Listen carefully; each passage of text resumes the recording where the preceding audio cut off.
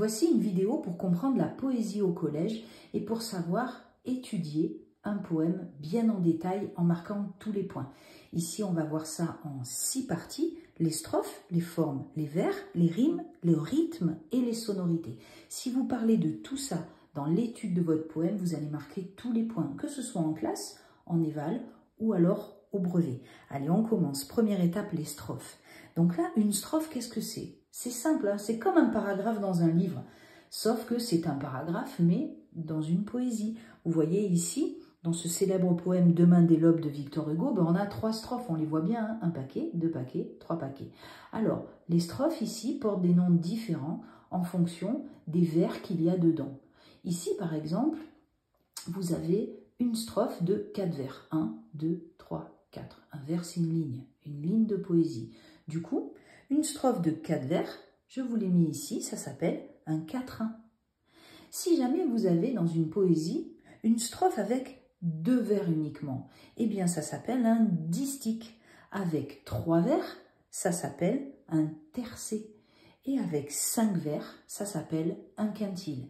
Donc ça, c'est juste pour utiliser, quand vous faites l'étude de votre poème, utilisez en fait les bons mots. Donc, il ne faut pas que ça vous fasse peur, hein, c'est juste du vocabulaire à apprendre. Allez, on continue. On va passer à l'étape numéro 2, cette fois-ci les formes de poèmes. Alors, soit on écrit un poème un peu comme on veut, par exemple comme celui-là.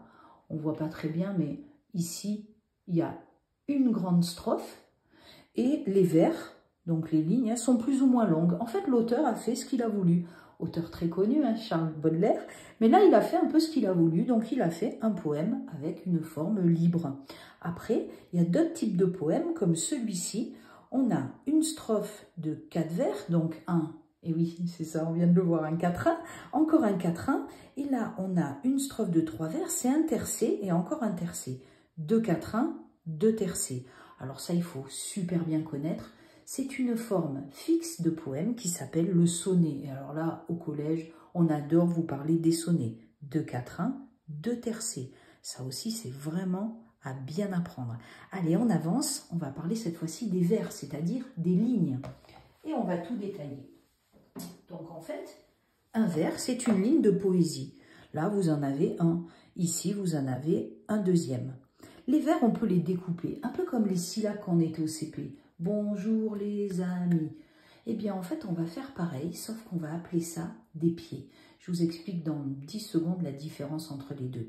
Quand vous avez un vers et vous comptez les coupes qu'on peut faire, les syllabes, les pieds, et que vous en comptez 6, alors on va dire que c'est un hexasyllabe. Hexa, ça veut dire 6, comme hexagone.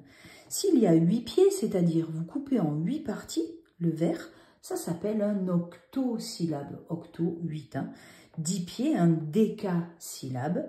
Et alors, le plus connu, un alexandrin. Là, les auteurs adorent utiliser les alexandrins. Ça veut dire que ce vers-là, vous allez le découper en 12 parties. Alexandrin. Donc là aussi, c'est du vocabulaire. Il faut bien utiliser, en fait, ces mots quand vous décrivez votre poème, tout simplement parce que ça va marquer des points.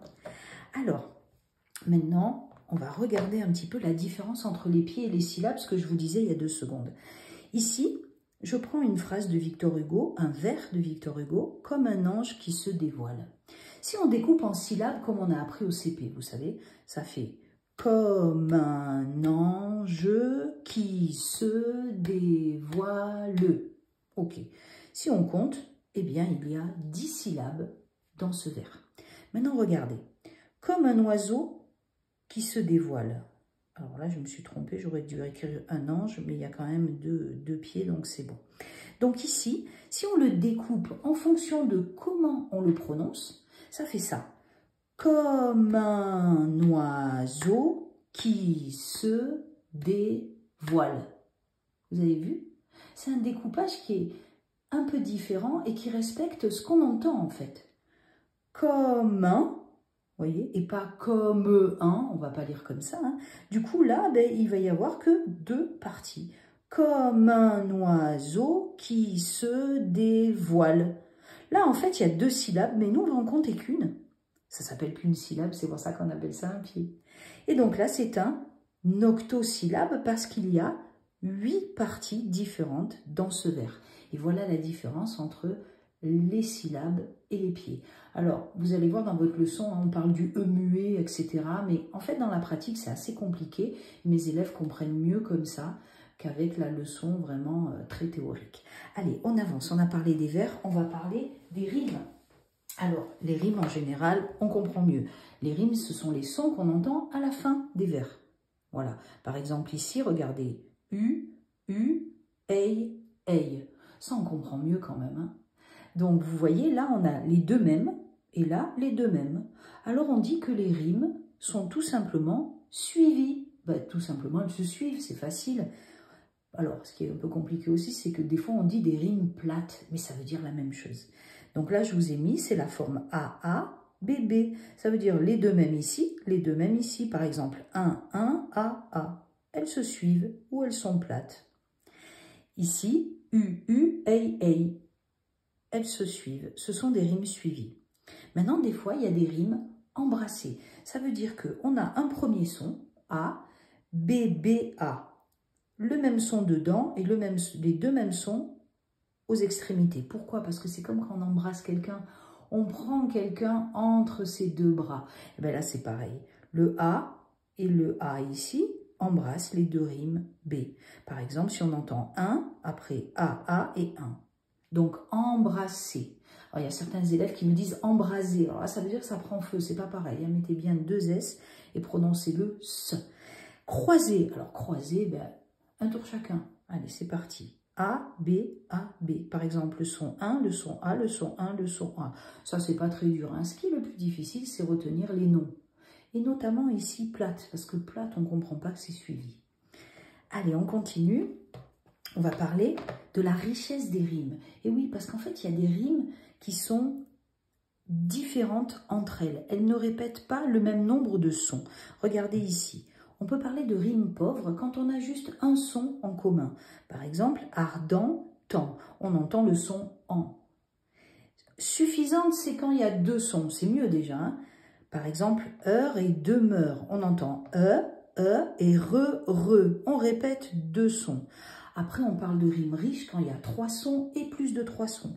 Par exemple, silence et vigilance. On entend le i, le lent et le se. On a 3 sons en commun, alors on parle de rimes riches. Là, vous avez vu, il y a plein de choses à dire sur les rimes.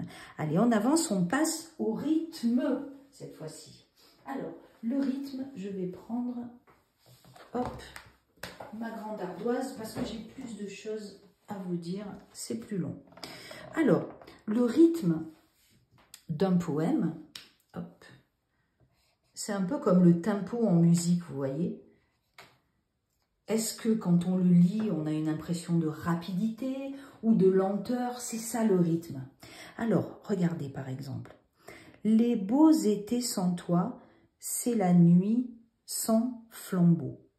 Eh bien, en fait, ici, si on compte le nombre de pieds, en tout, il y en a 12. Eh bien, quand il y a 12 pieds, ça s'appelle un alexandrin, hein, on l'a vu tout à l'heure.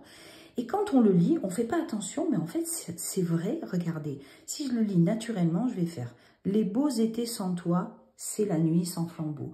Vous avez vu, j'ai marqué une petite pause naturelle ici. Et en fait, quand il y a 12 pieds, sans s'en rendre compte, on coupe au milieu. Eh bien, ça s'appelle l'hémistiche. C'est la moitié du vers. Eh bien, ça montre le rythme, la rapidité du poème et du vers. Ici aussi, il y a un autre élément du rythme, c'est l'enjambement. Regardez, c'est bonsoir de septembre où je sentais des gouttes de rosée à mon front comme un vin de vigueur. Ici, cette partie de phrase où je sentais des gouttes de rosée à mon front, eh bien, c'est la même phrase. Seulement, regardez, elle va se retrouver sur 2 vers différents. Et du coup, c'est comme si on avait un pied sur un vers et un autre pied sur un autre. Du coup, c'est ce qu'on appelle un enjambement. C'est-à-dire que notre phrase ou notre partie de phrase, elle va ensemble, mais elle va se retrouver sur 2 vers différents. Allez, on continue, on va parler des sonorités et ça sera la fin de cette vidéo. Ici, les sonorités, ce sont les sons qu'on entend dans les vers. Des fois, on entend beaucoup de sons de consonnes, te, che, je, pe, de. Alors là, on appelle ça une allitération, c'est une figure de style. Comme ici, je ne sais pas si je vais y arriver. Ce soir, je suis chez ce cher Serge. Un vrai exercice de diction. Vous avez vu, on entend ce et ch. Donc là, il y a deux allitérations, en se et en ch.